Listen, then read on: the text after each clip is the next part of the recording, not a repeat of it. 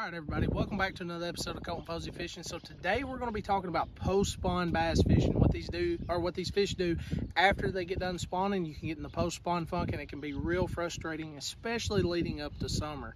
So we're going to be talking about that, going over baits and the ways that I attempt to catch them and stuff. So stay tuned. This is something you don't want to miss.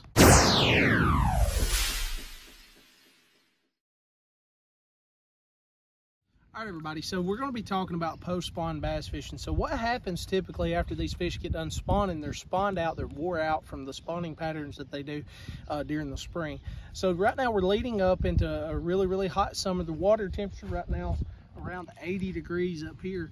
So these fish are transitioning from the post-spawn to the summertime haunts where they'll live during the summer. That's when you'll start seeing all these bass start schooling on the points and stuff like that. So right now you're typically going to have your fish that have already spawned already on the points, but a lot of the fish that are just getting done spawning or that are recovering from the spawn are just now transitioning out. Those are the fish that you're going to find inside or outside of your spawning pockets leading out to the main lake, okay? And then you're also going to have those fish again on the points. Typically I prefer to attempt to catch the fish on the points and then work my way back into the coves and stuff, not all the way back, but halfway into that transitional zone. It's just high percentage areas that I'm hitting, the laydowns, the grass, the points leading back up into the coves and stuff like that, little areas that these fish can set up and catch bait fish.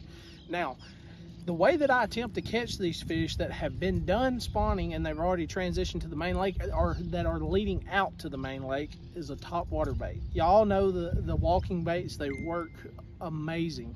But the biggest thing that I like to do, especially when these fish get conditioned to seeing the walking baits being thrown all the time, I swap to an old school head and torpedo. And depending on the color, it all depends on the day. So like today, we've got bluebird sunny skies, the water's super clear, and these fish up here on Bear Creek Lake, they typically feed on threadfin shad. So they're little tiny shad, and they just glimmer in the water, have a little bit of purple on them. That is perfect for a head and torpedo, just the chrome. Just a solid chrome, got a little red dot on the mouth there, gives them a little target area to target whenever they're moving up to attempt to eat that top water bait. So on the bluebird sunny days, your chrome and stuff like that to mimic a small ball of bait fish or a large ball of bait fish is going to be a super effective way to catch those fish. Now, if it's cloudy and windy and stuff like that, typically when it's cloudy, I prefer to use something with a white belly. It doesn't matter what the top part is because they're not going to be seeing the top. It's sitting on top of the water. So I'll be using something with a white belly. What that does is add contrast up under the water where they can see it better and target it better. But your head and torpedo, you just throw this thing out here. I'm going to show you real quick. You just throw this thing out here and you'll twitch it a few times.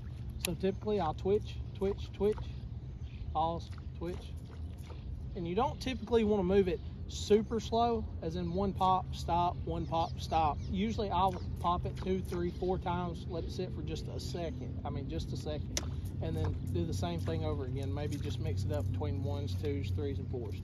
So that is a super effective way to catch the fish during the post spawn and in that summertime transition right before it's super hot. The dog days of summer, as everybody likes to call it. My favorite time to fish. So another effective weapon that you can use to catch these post spawners and the fish who are already moved out on the summertime haunts is a small swim bait. So this swim bait right here, it's amazing how it works. It's a 3/8 ounce 4x4 little jigs head, and this is a 2.75 inch rate swimmer. If I'm targeting the fish that are eating threadfin shad, I prefer to go with like an electric shad color. That gives it a little bit of glimmer. It's not super dark, it's not super light. It's kind of got the translucent going on, but it's a really effective bait. And typically you just throw it out there. Most of these fish are going to be sitting anywhere from 5 to 12 foot deep, and they're going to be staring straight up waiting for that ball of shad to come up over them, because you got to think you've got the shad spawn going on. So that's typically what they're eating this time of year, recovering from the spawn.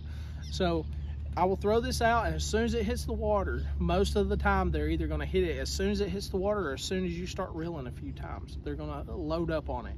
And what you do with this bait is it's a lot different than fishing with your regular soft plastics. You're not throwing it out there and when they hit it, you're setting the hook. You're reeling down super fast and then pulling into them. And they will hook themselves when they go to turn and swim away or go deeper, whichever one. But that little swim bait is super effective. I run braided line to a fluorocarbon leader. I typically run 6-pound fluorocarbon to my leader. This just, I can see the fluorocarbon real easy because it's super bright. But the long fluorocarbon leader, I go anywhere 10 to 12 foot. The super long fluorocarbon leader just makes it where the fish is not able to see that bright line. So that is a super effective weapon for the post spawners. Same thing, if I'm fishing a lake where you've got the big gizzard shad or the blueback herrings, the 3.75 inch raid swimmer with a 1/4 ounce squadron head. This is a super effective weapon. The reason I throw the 1/4 ounce head, it doesn't sink too fast and it doesn't sink necessarily too slow. And typically I'm throwing this bait up on these points and stuff and I'm bringing it across close to the top of the water.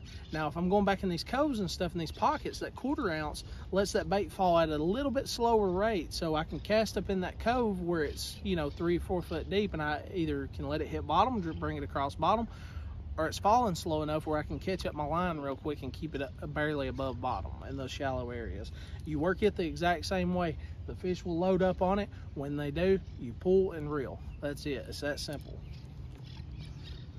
Now, this is the last one, and this is probably one of the most effective weapons right now, especially like right now it's probably about lunchtime, so 12, 1 o'clock. The sun's up high, the fish are moving deeper and fish are moving to the shaded banks, okay? The fish that live shallow, they're moving to the shaded banks, and the other fish are moving just a little bit deeper in those shade lines under the water to get out of direct sunlight. And they sit there and they look up and wait for baits. This dinger, Cinco, whatever you want to call it, this is a Yum dinger, but a Cinco is the same thing, is a super effective weapon. I like a 3/8 ounce tungsten weight. I always use a bobber stopper, that way my weight ain't sliding up and down where it can break my knot or get hung up all the time and stuff like that. And I'm running a 3/0 Superline Gamakatsu hook. This you can cast up inside the grass, you can cast up against rocks, you can cast out in the open and bring it across points. Whatever you need to do, you can bring this bait through anything that you want to without having to worry about it getting hung up. Now, right now we've got clear water, bluebird, sunny skies, so I go with a real natural color. Green pumpkin, June bug, your watermelon seeds, stuff like that. That's typically what I use. Clear water, clear days, stuff like that. Now, if it's cloudy, I like a June bug. I like black and blue, anything with a darker shade to it. Now, during the post spawn, you've also got the bluegill that's spawning. So you can always swap up to like a bold bluegill color where it's got that chartreuse and stuff to help mimic the bluegill and catch a lot of bass that way. But this is going to be one of your most effective weapons from post spawn all the way to fall, because those fish that are suspended or inactive or just hanging out, these fish will usually eat this when they won't eat anything else. It doesn't have a whole lot of action, and that's the key. A lot of times, I know y'all hear me say during the summer you want a lot of action, and you do at times to attempt to catch those active fish, but the fish that are inactive that you know are there, you can use these subtle baits that doesn't have a whole lot of action, that they don't see a whole lot, and the fish will wear it out. So guys, I hope that helped you. Don't forget to like and subscribe. Make sure you hit that notification bell. It helps me out a whole lot. I really appreciate it. I'll see you next time.